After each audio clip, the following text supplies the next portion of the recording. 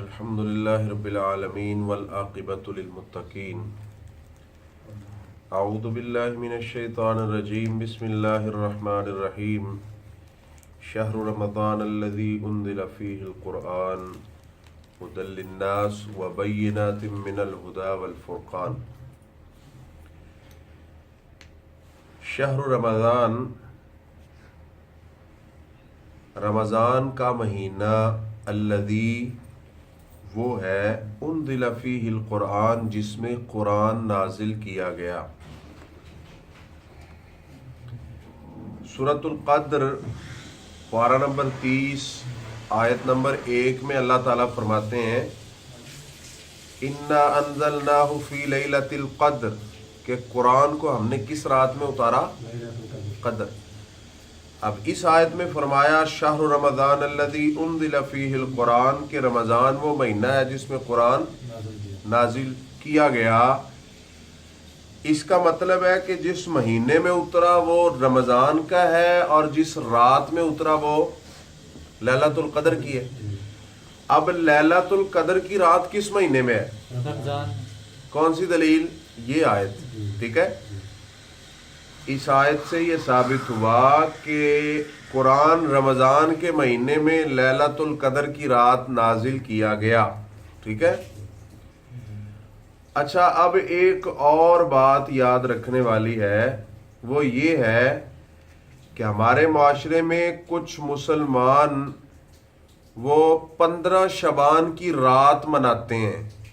ٹھیک ہے، کیا نام ہے اس کا؟ شب برات. ٹھیک ہے، اس کا نام رکھا ہوا ہے.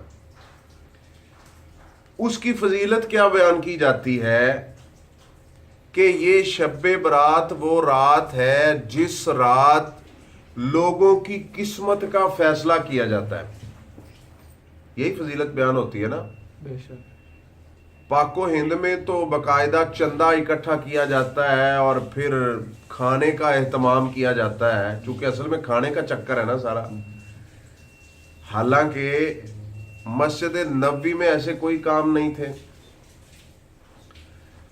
اللہ کے نبی کے دور میں بھی نہیں تھے، صحابہ کرام کے دور میں بھی نہیں تھے. تو جو نوٹ کرنے والی بات وہ یہ ہے، 15 شعبان کی رات کے بارے میں کہا جاتا ہے کہ یہ وہ رات ہے، ہم اس لیے منا رہے ہیں کہ یہ وہ رات ہے جس رات فیصلے ہوتے ہیں. ٹھیک ہے. اب ہم قرآن سے پوچھتے ہیں کہ وہ رات کون سی ہے. سورۃ الدخان آیت نمبر 3 میں اللہ فرماتے ہیں انا انزلناہ، بے شک ہم نے نازل کیا قرآن کو، فی لیلۃ مبارکہ، بابرکت رات میں. سورہ قدر میں اللہ نے کہا کہ میں نے قرآن کو نازل کیا لیلۃ القدر کی رات میں. سورہ دخان میں اللہ تعالیٰ فرماتے ہیں میں نے اس کو نازل کیا بابرکت رات میں. اب بابرکت اور لیلۃ القدر دونوں ایک ہیں. آگے اللہ فرماتے ہیں جس رات قرآن نازل کیا نا، فیہا یفرق کل امر حکیم، یہ وہی رات ہے جس رات فیصلے کیے جاتے ہیں تمام کاموں کے. اس کا مطلب یہ ہوا کہ قرآن کہہ رہا ہے کہ جس رات اللہ نے قرآن اتارا ہے اسی رات کو فیصلے ہوتے ہیں. اب کوئی بندہ 15 شعبان کی رات منائے اور اس کو بیس یہ بنائے کہ اس رات فیصلے ہوتے ہیں، تو پھر وہ تو قرآن کے خلاف ہے. ہم کیسے اس کو مان لیں؟ قرآن میں اللہ سورۃ الدخان آیت نمبر 3-4 میں فرماتے ہیں انا انزلناہ فی لیلۃ مبارکہ انا کنا منذرین فیہا یفرق کل امر حکیم، کہ ہم نے اس کو بابرکت رات اتارا، اور وہ بابرکت وہ رات ہے جس رات تمام کاموں کے فیصلے کیے جاتے ہیں. ٹھیک ہے. جس رات قرآن اترا وہ بابرکت ہے جس میں فیصلے کیے جاتے ہیں، وہ شعبان میں ہے یا رمضان میں ہے؟ رمضان. کیا دلیل ہے؟ شہر رمضان الذی انزل فیہ القرآن، کہ وہ رات رمضان کے مہینے میں ہے، شعبان میں نہیں ہے. ٹھیک ہے. آگے ھدی للناس وبینات من الھدی والفرقان، یہ قرآن لوگوں کے لیے، یہ جو قرآن رمضان میں اترا ہے نا، یہ لوگوں کے لیے واضح دلائل کے ساتھ ہدایت ہے اس میں. ٹھیک ہے. والفرقان، اور یہ حق اور باطل کا واضح فرق کرتا ہے. یہ قرآن ایسی کتاب ہے کہ جو حق اور باطل کی फर्क करने वाली किताब है। फमन शाहिदा, पस जिसको हाजिर हो, मिनकुम तुम में से, अशहरा रमजानुल मुबारक, फल या सुम हो, तो वो उसके क्या रखे? रोजे। इसका मतलब ये है कि रमजानुल मुबारक के रोजे फर्ज हैं और रमजान से पहले भी फर्ज रोजे नहीं है, उसके बाद भी नहीं है। ठीक है। और इसकी तफसीर सही बुखारी हदीस नंबर 1907 है। अन अब्दुल्लाह इब्न उमर रज़ियल्लाहु तआला अन्ना रसूलुल्लाह सल्लल्लाहु अलैहि वसल्लम क़ाल अश-शहरु 29 लैला, कि जो महीना है ना वो कितनी रातों का होता है? 29 रातों का। फला तसूमु हत्ता तरौहु, तुम उतनी देर तक रोजा ना रखो जब तक रमजान का चांद ना देख लो। कुरान में है ना, फमन शाहिदा मिनकुम अश-शहरा फलयसुमहु, कि जिसकी जिंदगी में यह महीना आ जाए वो क्या करे? रोजे रखे। हदीस में क्या है? आप फरमाते फला तसूमु हत्ता तरौहु, उतनी देर तक रोजा ना रखो जब तक रमजान का चांद ना देख लो। आगे फ़इन गुम्मा अलैकुम फ़अकमिलुल इद्दा 30, अगर 29 रातों के बाद तुम्हें चांद नजर नहीं आ रहा, बादल हैं और फिजा खराब हुई है, तो अल्लाह के रसूल फरमाते हैं 30 रातें पूरी कर लो, उसके बाद रोजा रखो। शक की बिना पे रोजा ना रखो। और फिर आगे फिर यही कायदा कि 29 रातें पूरी करने के बाद चांद देखो, अगर नहीं नजर आया तो फिर 30 करने के बाद रोजे को छोड़ो, वगरना ना छोड़ो। इस हदीस में इसका मफहूम है कि फमन शाहिदा मिनकुम अश-शहरा फलयसुम हो, जिसकी जिंदगी में रमजान आए वो क्या करे? रोजे रखे।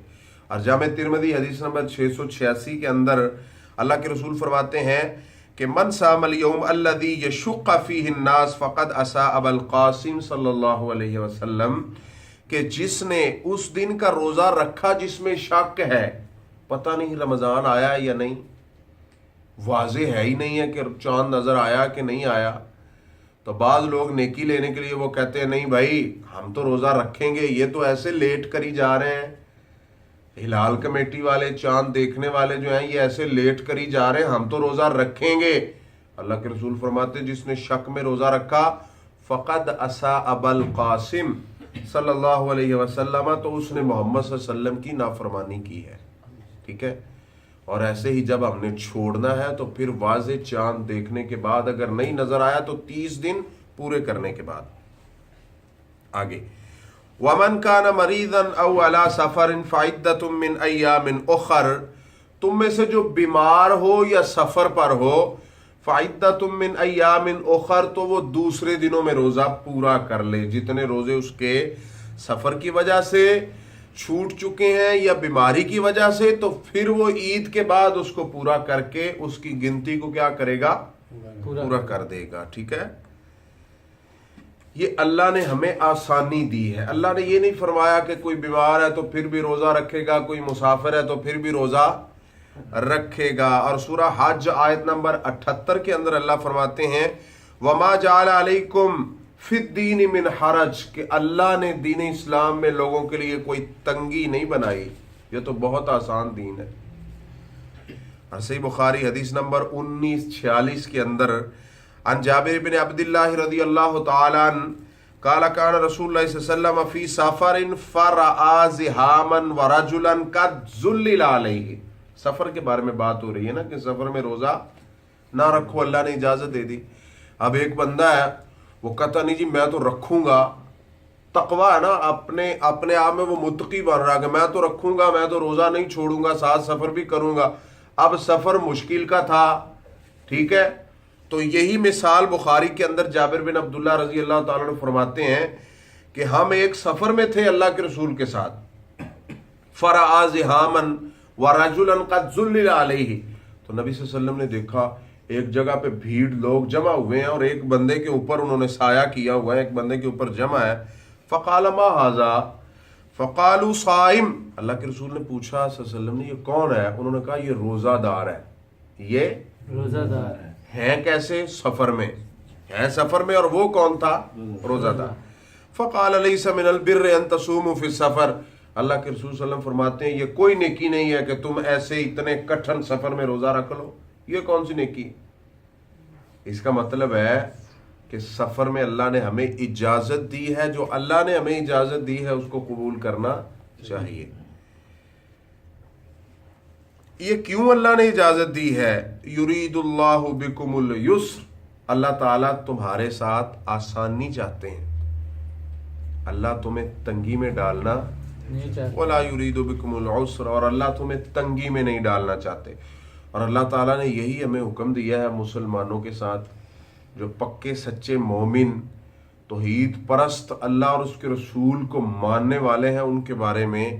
صحیح مسلم حدیث نمبر 1734 ہے، ان انس بن مالک رضی اللہ تعالی عنہ یقول قال رسول اللہ صلی اللہ علیہ وسلم یسروا ولا تعسروا، اللہ کے رسول فرماتے ہیں کہ مومنوں پہ آسانیاں پیدا کرو، تنگی پیدا نہ کرو، ٹھیک ہے؟ جو مومن ہے ان کے لیے کیا کرو؟ آسانی پیدا کرو، ان کو تنگی میں نہ ڈالو، ان کو ٹینشن میں نہ ڈالو، ان کو پریشان نہ کرو، یہ اسلام میں جائز نہیں۔ دیکھیں ایک مومن سفر کر رہا ہے یا بیمار ہے تو اللہ نے اس کو پریشان نہیں ہونے دیا کہ رمضان ہے اور تو پریشان ہو جائے گا، کیسے تو روزہ رکھے، کتنی آسانیاں دے دی۔ ایک بندہ بیمار ہے تو اللہ کے رسول صلی اللہ علیہ وسلم فرماتے ہیں اس پہ جمعہ فرض نہیں ہے، مسافر ہے تو اس پہ جمعہ فرض نہیں ہے، مسافر ہے تو اس پہ روزہ فرض نہیں ہے، یہ بعد میں رکھ لے، مریض ہے تو روزہ فرض نہیں ہے، یہ بعد میں۔ یہ ساری آسانیاں اللہ تعالیٰ نے ہمیں دے دی ہیں، ٹھیک ہے؟ اور صحیح بخاری کے اندر اللہ کے رسول صلی اللہ علیہ وسلم حدیث نمبر 3038 ہے، ان نبی صلی اللہ علیہ وسلم بعث معاذا و ابا موسیٰ الی الیمن، اللہ کے رسول صلی اللہ علیہ وسلم نے حضرت معاذ اور حضرت ابو موسیٰ رضی اللہ تعالیٰ عنہ کو یمن میں بھیجا، کس لیے؟ تبلیغ کے لیے، کہ وہ لوگوں کو ادھر جا کے اللہ کی توحید بتائیں۔ اور ایک حدیث میں ہے کہ اللہ کے رسول اللہ نے ساتھ حضرت معاذ کو یہ فرما کے بھیجا تھا کہ سب سے پہلے ان کو اللہ کی توحید کی دعوت دینا، اس کے بعد رسالت کی دعوت دینا، ٹھیک ہے؟ ان کو نماز کی طرف بلانا کہ اللہ کی عبادت کرو، اللہ کے سوا کسی اور کے سامنے سر نہ جھکاؤ، اور اللہ کے رسول صلی اللہ علیہ وسلم کی اتباع کرو، آپ کی پیروی کرو، ٹھیک ہے؟ یہ حضرت معاذ رضی اللہ تعالیٰ عنہ کو آپ نے، اور یہ چلتے چلتے ایک بات یاد آ گئی کہ ایک حدیث سنائی جاتی کہ حضرت معاذ رضی اللہ تعالیٰ عنہ کو نبی صلی اللہ علیہ وسلم فرماتے ہیں کہ معاذ ادھر جا کے تم کیسے فیصلے کرو گے؟ انہوں نے کہا قرآن سے اگر نہ ملے تو انہوں نے کہا میں حدیث سے کروں گا۔ معاذ اگر حدیث سے بھی نہ ملا تو انہوں نے کہا پھر میں اپنی رائے سے کروں گا۔ تو لہٰذا اس لیے یہ تقلید اور رائے اور قیاس جائز ہے۔ سنی ہے یہ حدیث؟ یہ حدیث تو ہے لیکن اس کی سند متصل نہیں ہے، ٹھیک ہے؟ اس کی سند نہیں ہے، کس نے بیان کی، کدھر سے بیان کی، کوئی پتہ نہیں ہے۔ لیکن جو تقلید کرنے والے ہیں نا، جو مقلدین ہیں، وہ بڑے زور و شور سے بیان کرتے ہیں، دیکھو حضرت معاذ رضی اللہ تعالیٰ عنہ کو نبی صلی اللہ علیہ وسلم پوچھ رہے ہیں اور وہ بتا رہے ہیں۔ اس کا مطلب یہ ہے کہ ہم جو ہے اپنی رائے اور قیاس اور یہ جو ساری چیزیں ہیں یہ دین میں داخل کر سکتے ہیں، ٹھیک ہے؟ تو جو ہے ہی بلا سند ہے، جو حدیث ثابت ہی نہیں ہے، تو وہ کیسے ہم اس کو مان لیں گے؟ اور جو ثابت احادیث ہیں ان میں کیا ہے؟ اطیعوا اللہ و اطیعوا الرسول، ٹھیک ہے؟ جو ثابت ہیں ان میں یہی ہے الیوم اکملت لکم دینکم واتممت علیکم نعمتی، جو ثابت ہے ان میں یہی ہے کہ میری امت والوں میں نے تمہیں سب کچھ بتا دیا ہے، ٹھیک ہے؟ تو اللہ کے رسول صلی اللہ علیہ وسلم نے حضرت معاذ اور حضرت ابو موسیٰ کو رضی اللہ عنہما کو یمن بھیجا اور ساتھ فرمایا یسروا ولا تعسروا، بشروا ولا تنفروا، لوگوں پہ آسانیاں پیدا کرنا، تنگی پیدا نہ کرنا، ٹھیک ہے؟ اور لوگوں کو خوشخبریاں سنانا، بشروا ولا تنفروا، ان کو متنفر مت کرنا، ان کو خوشخبری سنانا، اللہ اور اس کے رسول کی باتیں سنانا، اللہ تعالیٰ کی طرف سے جو خوشخبریاں وہ سنانا، ٹھیک ہے؟ تو یہ ہے مومنوں کے لیے آسانی پیدا کرنا، ٹھیک ہے؟ وَلِتُكْمِلُوا الْعِدَّةَ، تاکہ تم گنتی کو مکمل کر لو۔ اللہ نے یہ ساری جو اس آیت میں احکام بیان کیے نا، روزہ رکھو اور مریض بیمار کے جو احکام ہیں، کس لیے؟ تاکہ تم عدت کو مکمل کر لو. جو تندرست ہے وہ مکمل کر لے, جو نہیں تندرست وہ اس کے بعد بیماری کے بعد اس کو مکمل کر لے. وَلِتُكَبِّرُوا اللَّهَ عَلَى مَا هَدَاكُمْ, اور تاکہ تم اللہ کی تکبیر بیان کرو, اللہ کی بڑائی بیان کرو جو تمہیں بتائی گئی ہے. وہ کیا ہے؟ تکبیرات عیدین, یعنی رمضان میں یہ قرآن اترا ہے نا, تو رمضان کے متصل بعد جو عید جو ہم نماز پڑھتے ہیں نا تو 12 تکبیریں ہوتی ہیں, اس سے مراد وہ ہے. ٹھیک ہے. وَلِتُكَبِّرُوا اللَّهَ عَلَى مَا هَدَاكُمْ, تاکہ تم اللہ کی بڑائی بیان کرو جو تمہیں بتائی گئی ہے. وَلَعَلَّكُمْ تَشْكُرُونَ, اور تاکہ تم اللہ کا شکر ادا کرو. الحمدللہ ہم اللہ کا شکر ادا کرتے ہیں. اللہ نے ہمارے اوپر رمضان کے روزے فرض کیے, الحمدللہ. کوئی بیمار ہوا اس کو چھوٹ دے دی, الحمدللہ. کوئی مسافر ہے اس کو چھوٹ دے دی, الحمدللہ. ٹھیک ہے. تو اس آیت سے یہ ثابت ہوتا ہے کہ رمضان کے روزے رکھنے فرض ہیں, اس کے بغیر کوئی گزارا نہیں ہے. اللہ ہمیں عمل کی توفیق دے. آخر دعوانا الحمدللہ رب العالمین.